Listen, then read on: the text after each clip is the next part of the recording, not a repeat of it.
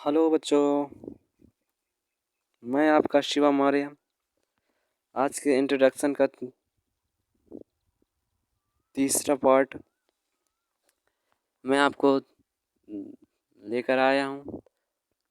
Class 10th वास्तविक संख्याएं का पार्ट 3 इंट्रोडक्शन। आज कल हम HCF तक पढ़े हैं। HCF मतलब माशा। आज LCM पर बात करते हैं। चलो बच्चों, तैयार हो जाइए। आज हम LCM क्या है। सभी आभाज्य संख्या चाहे वे किसी भी संख्या के गुणनखंड में हो, किसी भी संख्या का गुणनखंड में हो अथवा दोनों में, जो यहाँ पर ये लिखा है किसी भी संख्या के गुणनखंड में हो अथवा दोनों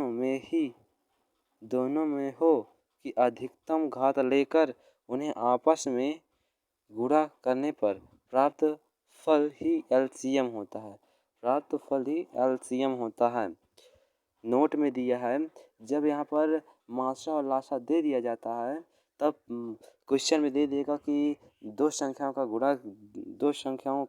गुणा कितना होगा। तो यहाँ पर आपको जो HCF होता है और LCM दोनों का गुणा होता है। माशापा को HCF कहते हैं और लाशापा को LCM कहते हैं। LCM तो इसे दोनों को जब गुणा होता है, जब एक दे देगा तो जैसे माशापा का दे देगा और आपको दो संख्याओं का दे देगा तो आपको इसे माशापा को इधर गुणा में ले जाएंगे और ये वाला रहता है वो भाग में चला जाता है। इसी प्रकार आपको एक क्वेश्चन इसमें से भी बन जाएगा। तो ये वाला फॉर्मूला याद कर लीजिए आप। और देखते हैं क्या दिया है। अर्थात दो संख्याओं का आपस में गुणा करने पर प्राप्त जो गुणनफल होता है उन संख्याओं के LCM और HCF के गुणनफल के बराबर होता है। जब दो संख्याओं का आपस में जब गुणा किया जाता है, ये जो दो संख्या है ये इधर लिखा है ये इसके बराबर होता है, इसलिए तो यहाँ पे बराबर का चिन्ह लगा है। तो ये बराबर होता है। उसके बाद उदाहरण भी दिया है। उदाहरण में ये सवाल करने के लिए दिया है, आपको समझ में आ गया होगा कैसे क्वेश्चन आते हैं। तो आपको देखो, अभाज्य गुणनखंड विधि द्वारा 12 और 18 का HCF और LCM ज्ञात कीजिए तथा सत्यापित कीजिए कि HCF इंटू LCM बराबर पूर्णांकों का गुणनफल के बराबर होता है। तो आपको सिद्ध करना होगा, सत्यापित करना होगा। तो चलो देखते हैं, पहले 12 का HCF और LCM निकालते हैं। तो देखो 12 और 18 का HCF LCM निकाल लिया गया है। तो इसमें 2 इंटू 3 है और 18 का 2 इंटू 3 है।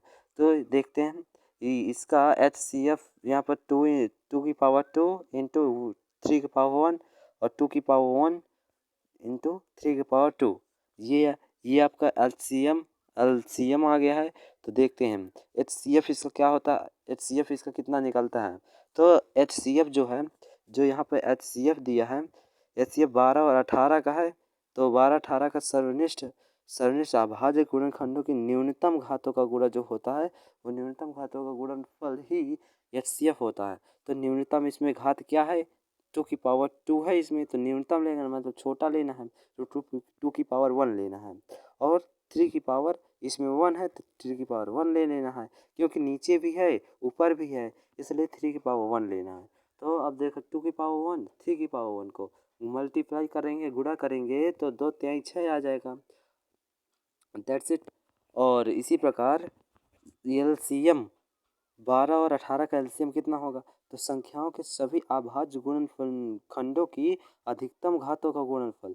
अधिकतम घातों का मतलब सबसे बड़ी बड़ी घातें, और इसमें न्यूनतम घातें मतलब छोटी छोटी घातें HCF में होती हैं। तो देखो इसका LCM कितना होगा, 2 की पावर 2 लिया, 3 की पावर 2 लिखा, इसमें मतलब 2 की पावर जो 2 है और 3 की पावर 2 है, तीनों ले लिए, बड़ी बड़ी घातें हैं। तो इसका 2 दूनी 4 हो जाएगा, 3 त्रिका 9, 9 चौक 36 आएगा इसका, 36 इसका जो है 36 LCM आ जाएगा।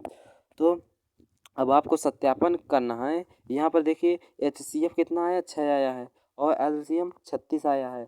और सत्यापन में आप कैसे करेंगे, HCF किसका किसका निकालें, 12 और 18 का, इंटू करना है LCM किसका किसका निकालना, 12 और 18 का, तो दोनों का मल्टीप्लाई करना है। तो यहाँ पर देखिए HCF, इसमें देखो HCF कितना था, 6 और LCM कितना था, 36। तो 36 और 6 का गुणा करेंगे तो 216 आएगा। तो 216 जो है वह ये दो जो गुणनखंड है इनके बराबर होगा, इनके गुणा के बराबर होगा। तो देखिए इन पुनः पूर्णांकों को गुणा करने पर 12 और 18 को जब गुणा करेंगे तब 216 आ जाएगा।